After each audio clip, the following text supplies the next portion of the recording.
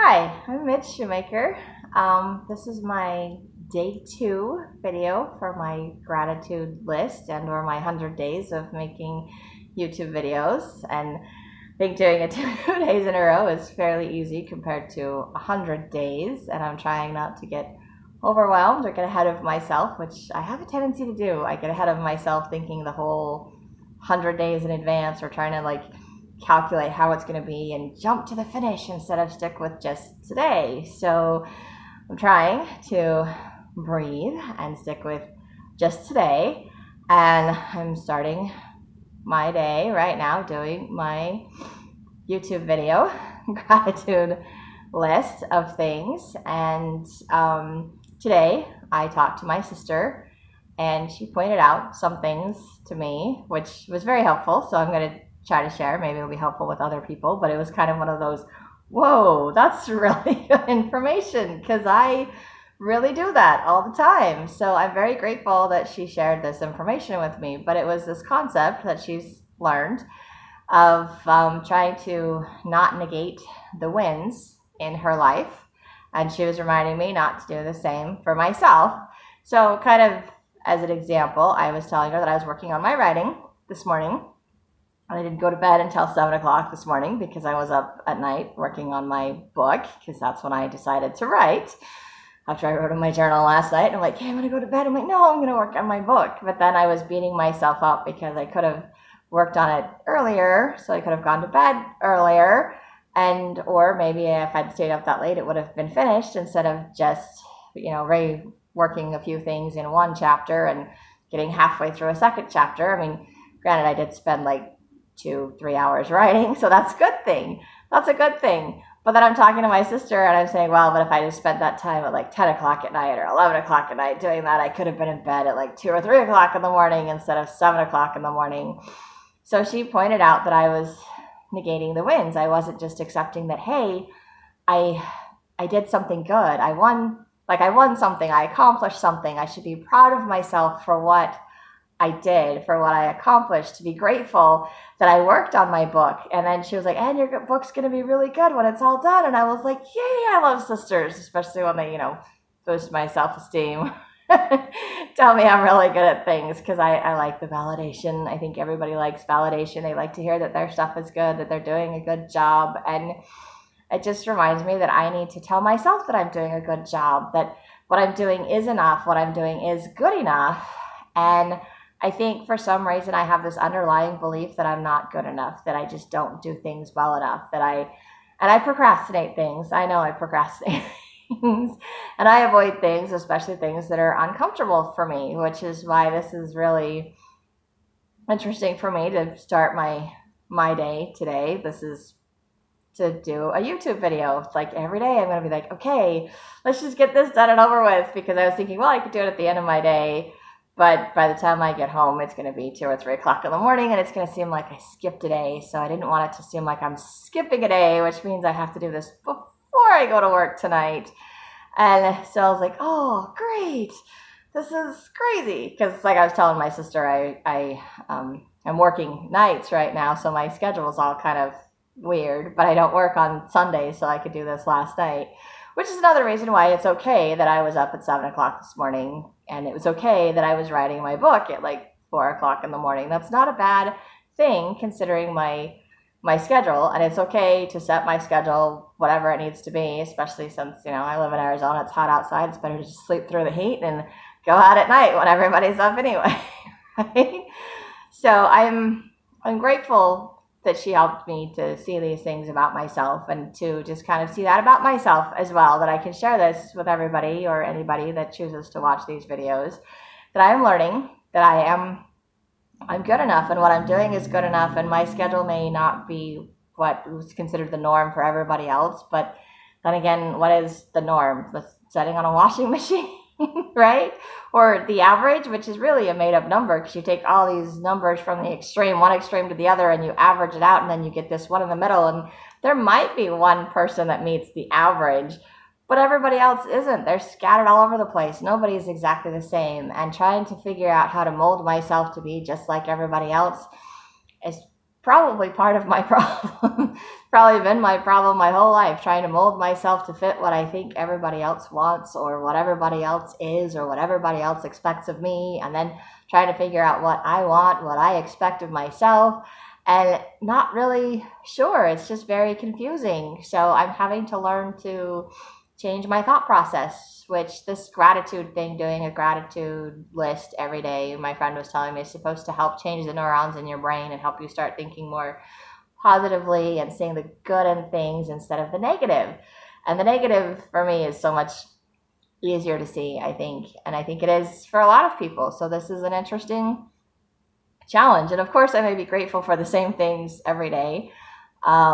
But I know I'm supposed to go with at least 5 things, and I'm going to go with 6 because 6 is my favorite number. I love 6. So I'm grateful I at least know my favorite number, right? There's another thing to be grateful for. And I don't know if I'm actually even counting the things that I'm grateful for. I do when I write in my journal, and then I end up with a list that's way longer than probably anything I put on a YouTube video.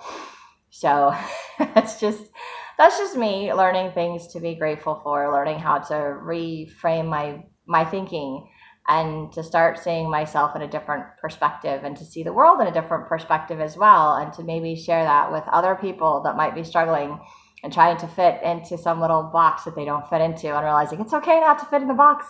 It's okay to have a different schedule. It's okay for me to work nights. It's okay for me to spend 2 hours on my book at 4 o'clock in the morning if that's what I'm willing to work on writing, as long as I'm writing. The important thing is to focus on the fact that I was writing instead of like the hour of the day that I was doing it, like I should have done it at a different time. But I don't do that with just my writing. I do that with other things like my finances and work and cleaning. If I'd done this, if I'd done that, if I'd spent the time here, I'd be done with this project or that project. And then I just get discouraged and upset because I didn't do things, and I'm disappointed in myself. And then it feeds my depression, and it feeds this negative cycle of not getting up, of not doing things, of not taking care of myself because I should have done it differently and I didn't. But I can't go back in the past and change it, but it's not encouraging me to go forward and do things differently. So I think what my sister was saying, the not negating my wins, not putting myself down for things that I am doing. Instead, I need to say, yay, I did this. Yay, I'm grateful I wrote in my book. Yay, I'm grateful I wrote in my journal. Yay, I'm grateful for day 2 of doing a YouTube video. Yay, I'm grateful for my sister and her insights. Yay, I'm grateful I got to talk to my sister. Yay, I'm grateful for a brand new day. And I'm grateful that I can learn to change my thought processes and that I can see things differently.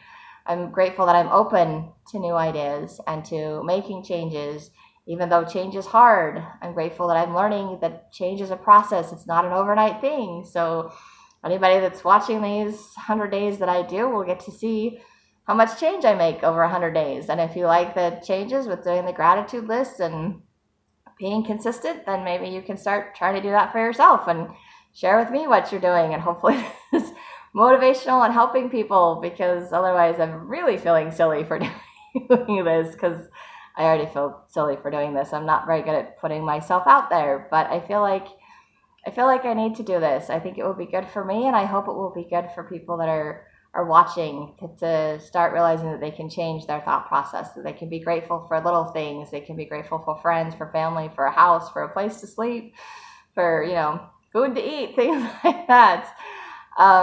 So I'm grateful to be able to do these videos, even though it's scary and it's changing, it's outside of my comfort zone. But maybe doing it 100 days in a row will help teach me to be more consistent, because obviously if you've seen the YouTube videos I've randomly done over the last year, not very consistent, and hadn't done one in like 3 months. So again, not very consistent. And my book that I started a year ago, then I'm still not finished. Not because I don't have the ideas, not because I'm not capable of writing, but because I haven't been consistent. And here I am being a little bit negative again, but I want to just point out that I'm grateful for my ability to start over, to keep trying. Like, even though I feel like I've given up at some point, I keep coming back to the same old things until I finish them. Like, it gnaws at me. Like, I have to do this, I have to do this, and I can put it aside and ignore it for a while, but eventually it's like, okay, I can't ignore this anymore, I have to do this. But then I feel good, I feel relieved, I feel relaxed that I did it, I finished, I accomplished something. So today I'm feeling good that I've accomplished a YouTube video. I'm starting my day that way. I get to go to work saying, yay, I did day 2 a YouTube video for 100 days that I'm going to do this. So yay!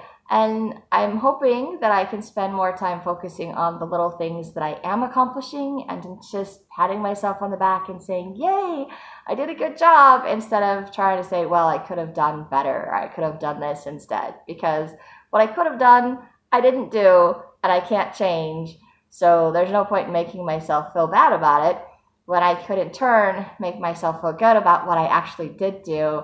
And maybe, just maybe, if I keep making myself feel good about what I did do, or letting myself feel good about what I did do, then maybe I'll want to do more, because I like feeling good better than I like feeling bad. And I think everybody likes feeling good better than they like feeling bad. So I'm trying, and I'm trying to do better, and I think that's good. And I think my YouTube video stopped recording, so I may have to do some editing, which I really don't like to do. Frustrating for me as well. So I may or may not cut that part out either. I don't know why I did that. I think it's on a time limit or something. Something wrong with my phone. Maybe my battery's dying. I don't know. I will learn. This is a learning process for me. So you guys get to watch me learn, and maybe you can learn from me and not make the same silly mistakes that I make. Or maybe you can because you like it and you think it's entertaining. I'm not really sure. So anyway, if you like, subscribe, whatever, or comment, share your progress with some goal that you want to set for 100 days, whether it be making a gratitude list, or writing, or exercising, or doing something outside your comfort zone. So good luck. Have a great day. Thanks.